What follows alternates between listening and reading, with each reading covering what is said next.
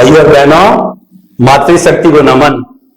हमारा परम सौभाग्य है कि विश्व विख्यात अध्यात्म विज्ञानी, अनुभवी, भीतर जिनके दर्शन जागृत हुआ है, कई कई जन्मों से वो दर्शन की साधना करते करते इस मनुष्य अवतार में उनको दर्शन खुला हुआ है।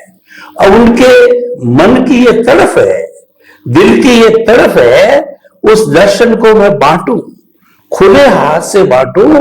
उसके लिए आप अध्यात्म विज्ञान का प्रचार करते हैं और अध्यात्म विज्ञानी महात्मा लोगों को बनाना चाहते हैं।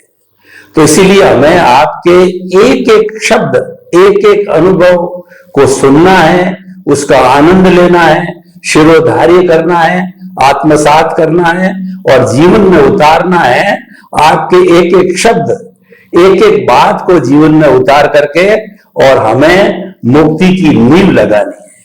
स्वामी जी, स्टूडियो में आपका हार्दिक स्वागत है सभी श्रोताओं की तरफ से और आपका अभिनंदन सत्कार। जय सच्चिदानंद। जय सच्चिदानंद। स्वामी जी, आज हम थोड़ी प्योर ज्ञान की बात करते हैं, क्योंकि अध्यात्म विज्ञान का जो मूल है वह अज्ञान का नाश करना है। किससे नाश करना है? ज्ञान से और विज्ञान से। तो हमें ज्ञान की प्राप्ति करने के लिए क्या करना चाहिए?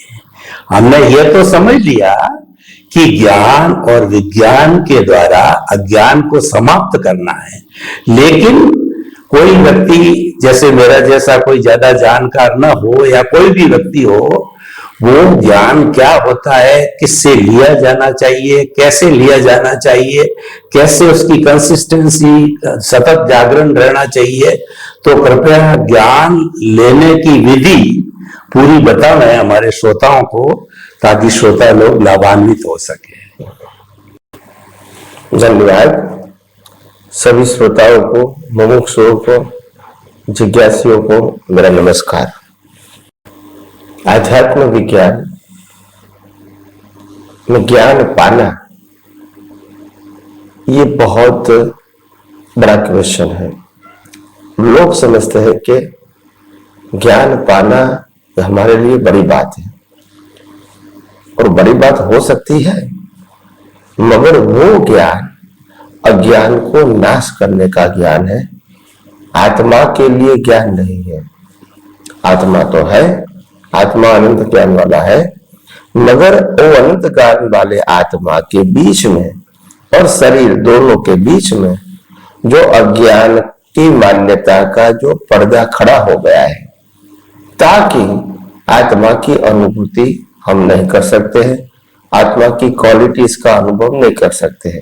इसलिए आत्मा में कोई कमी है वो प्रश्न नहीं है। प्रश्न ये है कि हमने अज्ञान को ज्ञान माना है। प्रश्न ये है कि हमने प्रकृति को खुद माना है। प्रश्न ये है कि हमने प्रकृति की क्रिया को मेरी क्रिया माना है। प्रश्न ये है कि प्रकृति के साथ जुड़े हुए सत्ता, संपत्ति, संबंध और साधन को मैंने मालिकी बनाया है। प्रश्न ये है कि मन, वचन, काया, सोचने का, बोलने का, क्रिया करने का काम मैं कर रहा हूं। ये सब अज्ञान मेरे को निकालना है, और वो अज्ञान विज्ञान से ही जाएगा, और विज्ञान को ही हम ज्ञान कहते हैं। और वो विज्ञान है कुदरत, कुदरती कानून और कुदरती रचना के ऊपर आधारित है। ये विज्ञान समझने से अज्ञान निकलेगा। क्या निकलेगा? अज्ञान।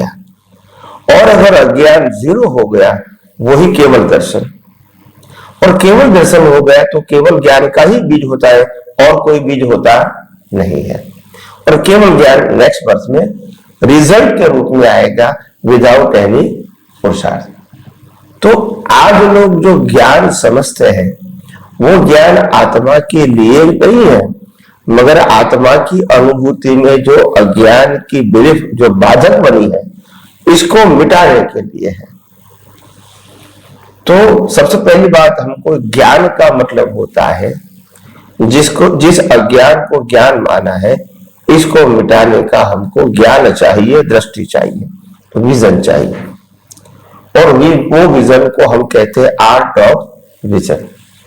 और वो विजन 3 बात पे मुख्यतः निर्भर है। मैं शुद्ध आत्मा हूं, एक ये बात, और दूसरी बात होती है कुदरत, कुदरती कानून और कुदरती रचना। और ये 2 बात के बीच यहां कुदरत, कुदरती कानून और कुदरती रचना है, यहां शुद्धात्मा है। तो ये दृष्टि परिपक्व होके प्रतिष्ठित आत्मा के, लाइव प्रतिष्ठित आत्मा के विजन में होना चाहिए, क्योंकि समझना इसको है, उपयोग इसको करना है, अनुभव इसको करना है, अज्ञानता इसको मिटाना है, डेवलपमेंट इसको करना है। तो सब चीज आ जाएगी लाइव प्रतिष्ठित आत्मा में। और उनका काम है सम्यक ज्ञान और सम्यक दर्शन का हर अवस्था में उपयोग करते रहना। इसमें कोई ब्रेक की बात नहीं है कि अभी आप करो या अभी न करो, ये कंटिन्यूअस प्रक्रिया है। कैसे? जैसे मैं नामधारी हूं, ये जागृति मेरे को कंटिन्यूअस है कि कभी कभी आती है, तो क्या कंटिन्यूअस है? ये मकान मेरा है, वो जागृति कंटिन्यूअस है, चैरिटिंग की जरूरत नहीं है। तो जागृति को ज्ञान कहते हैं और वही ज्ञान का उपयोग करना है जिसे इफेक्ट होती है। कोई कहेगा तुम्हारे में अक्ल नहीं है, वो एट दैट मोमेंट ही हमको अंदर ज्ञान विज्ञान के रूप में काम करना चाहिए। मैं शुद्धात्मा हूं और ये अक्ल नहीं है, किसको कहता है? प्रकृति को। मैं प्रकृति नहीं हूं।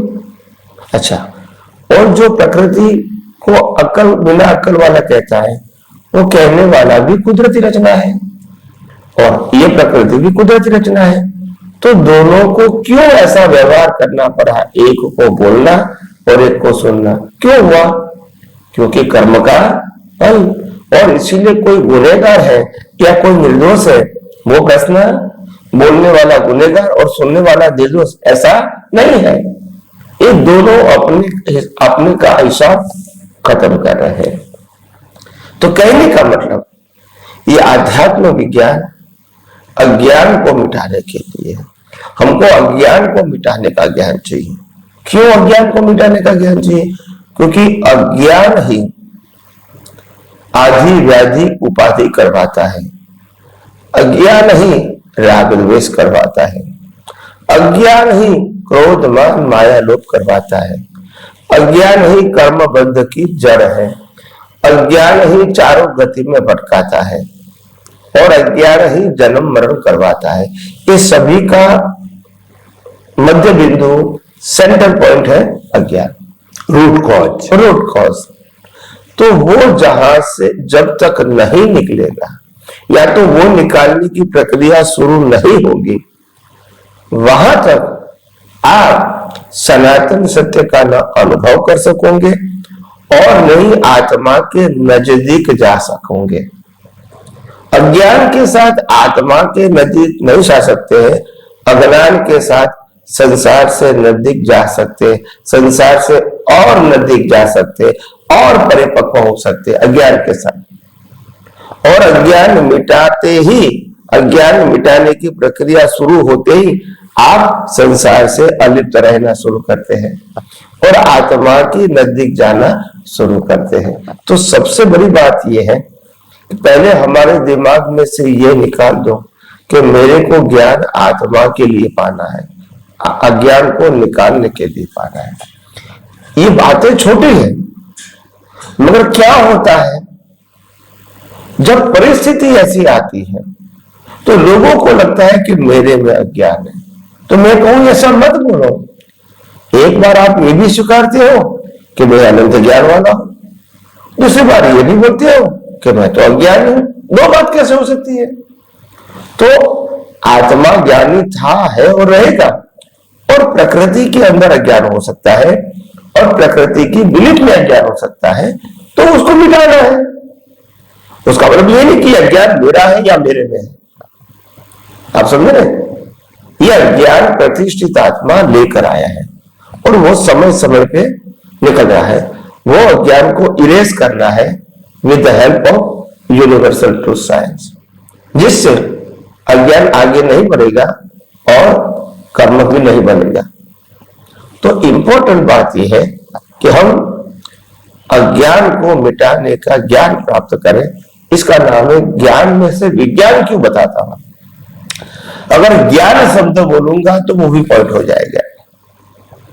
जैन कहता है हमारे भगवान ने भी ज्ञान दिया, वैष्णव कहेगा कृष्ण भगवान ने भी ज्ञान दिया, राम ने भी ज्ञान दिया, शिव ने भी ज्ञान दिया, स्वामीनारायण भगवान ने भी ज्ञान दिया, और सभी ज्ञानों के बीच अंतर है, एक दूसरे को नहीं मानते। तो वो ज्ञान से क्या मतलब है? क्या वो ज्ञान से परमानेंट सॉल्यूशन मिल सकता है? नहीं मिलेगा, फिर वही पजल रहेगा। और इसीलिए मैंने विज्ञान शब्द का प्रयोग इसीलिए किया। विज्ञान का मतलब कुदरत का कानून, और वो मानो या न मानो फिर भी सबके लिए एक है। मगर ज्ञान की बात करोगे तो आप मानो तो ज्ञान है, नहीं मानो तो नहीं है, तो फिर वो भी पॉइंट हो जाए। और इसीलिए मैं ज्यादातर विज्ञान शब्द का प्रयोग करता हूं। और विज्ञान का मतलब सनातन सत्य, मेरा या कोई व्यक्ति का नहीं है।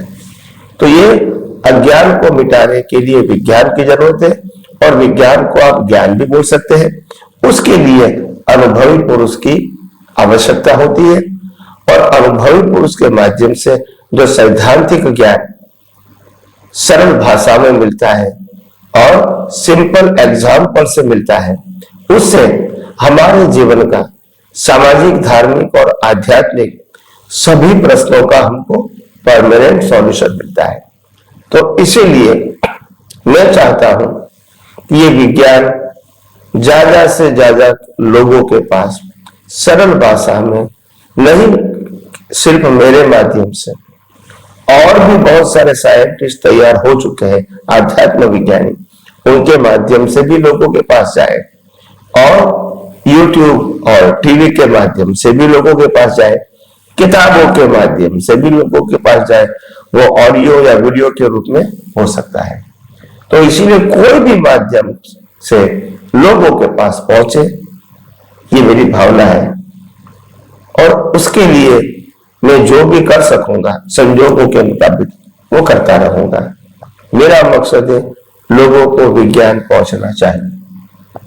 लोग मेरे प्रकृति को याद रखे या न रखे, ये मेरे लिए इंपॉर्टेंट नहीं है, मगर विज्ञान को याद रखे और भूल नहीं जाए, और एक दिन खुद ही मुक्ति की अनुभूति कर सके, यही मेरी भावना है। स्वामी जी बहुत बहुत धन्यवाद। आपने अज्ञान को मिटाने के लिए विज्ञान शब्द दिया, ताकि कि हालांकि विज्ञान भी ज्ञान है, लेकिन ज्ञान कई जो है सांप्रदायिक गुरुओं के द्वारा भी दिया जाता है, इसलिए कंफ्यूजन रहता है। तो विज्ञान शब्द के अंदर कोई कंफ्यूजन नहीं रहता है। बहुत सुंदर आपने व्याख्या की कि हमारा रूट कॉज है वह अज्ञान है।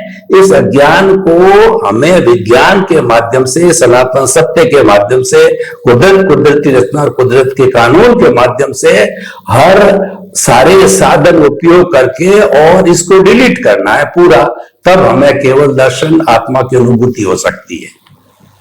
स्वामी जी, ऐसा कहा जाता है कि गुरु बिना ज्ञान नहीं, क्योंकि जो भगवान को मिलाने वाला भी गुरु होता है। गुरु गोविंद दाऊ खड़े और काके लागू पाए, बलियारी गुरु आपने गोविंद दियो बताए। तो कृपया ये बताइए कि जब ज्ञान लेना है तो किसी ज्ञानी पुरुष के माध्यम से लिया जाना चाहिए, उसको ढूंढ करके, या जो जो माध्यम आपने बताए हैं उनके माध्यम से ही जो है हम उसको कर लें?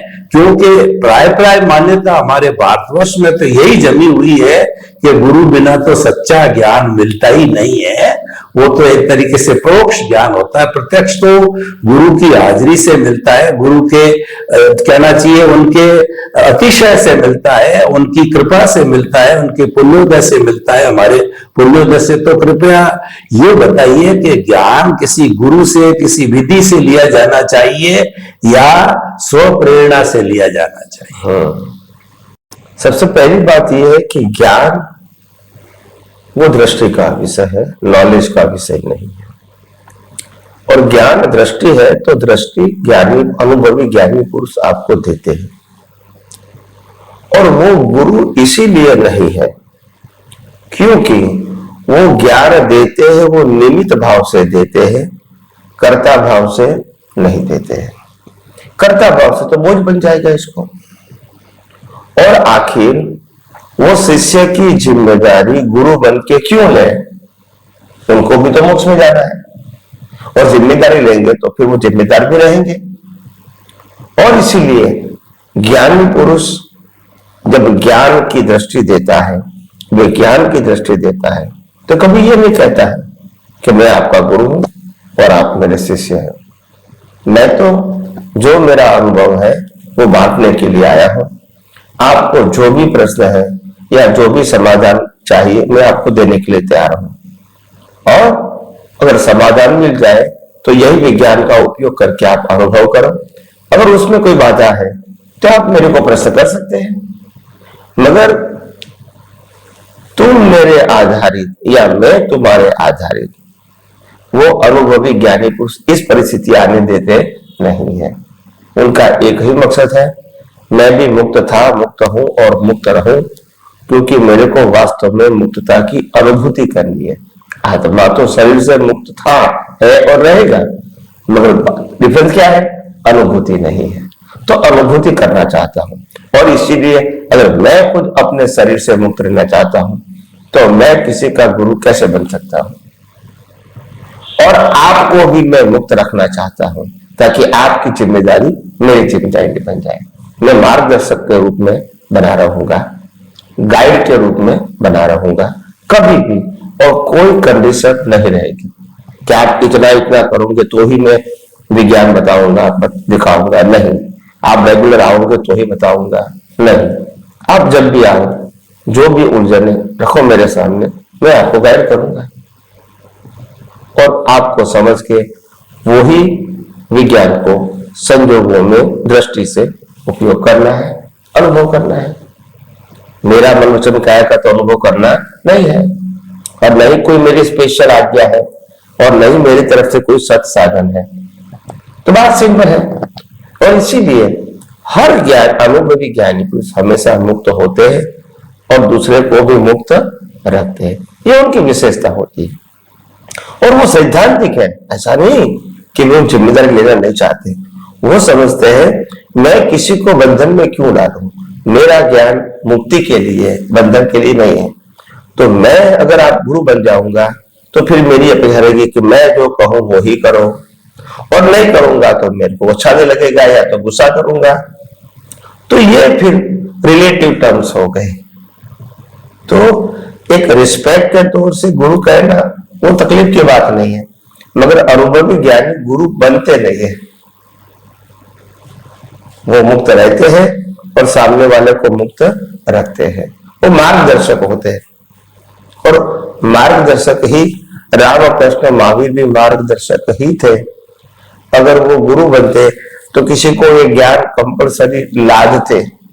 हालांकि उन्होंने अपनी पत्नियों को भी ज्ञान कंपलसरी नहीं दिया। वो तो जिसको चाहिए वो देते थे, नहीं चाहिए तो कोई बात नहीं। तो उनके लिए अपने को जो ज्ञान मिला, अनुभव हुआ है, उसका गर्व भी नहीं था, और किसी को जबरदस्ती देना वो भी सोच नहीं थी। मेरे को प्राप्त हुआ है, मैं बांटता रहता हूं। जिसको नहीं पसंद है तो कोई बात नहीं, जिसको पसंद है तो मैं देता रहूंगा।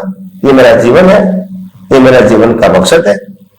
जैसे गंगा हिमालय में से निकलती है, पहाड़ों में से घूमते घूमते घूमते धरती पर आती है, और धरती पर वो गंगा चलती रहती है। अभी जिसको पानी पीना है तो पी सकते हैं, नहीं पीना है तो नहीं पिए। कोई पीने में काम करे, कोई सफाई करने में काम करे, कोई खेती में यूज करे, कहीं भी करे, गंगा से कोई मतलब नहीं है। अगर नहीं भी यूज करेगा तो वो समंदर की ओर चली जाएगी, उससे कोई कंप्लेन नहीं है। तो आइए हम यही विज्ञान को धीरे धीरे, स्टेप बाय स्टेप, समय समय पे आगे बढ़ने की हम कोशिश करेंगे और समझने की कोशिश करेंगे। स्वामी जी, आपका बहुत बहुत धन्यवाद। एपिसोड की संपन्नता है। आपने जो है अज्ञान को मिटाने के लिए ज्ञान और विज्ञान की प्राप्ति करने पर बताया, और वो सारा समझ का दृष्टि का विषय है, और उसके लिए अनुभवी ज्ञानी पुरुष वो देते, लेकिन वो गुरु नहीं बनते।